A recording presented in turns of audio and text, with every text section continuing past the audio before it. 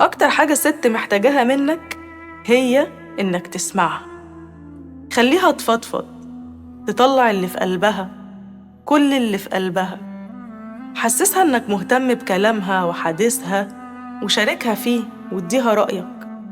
حسسها إنك مهتم بمشاكلها وحكاياتها وصراعاتها اللي جواها، حتى لو من جواك شايف إن دي تفاهات.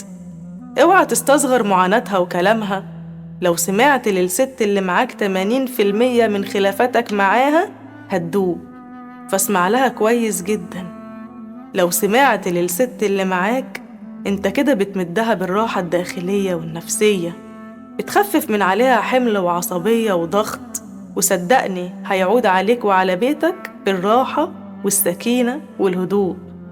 هي مش عايزاك تحل معاها، هي بس عايزاك تسمعها. والله بذكائك انت تقدر تخليها تعمل كل اللي انت عايزه.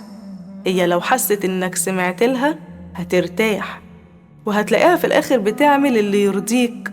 هتبطل تعاند معاك لو حست انها متشافة ومفهومة منك.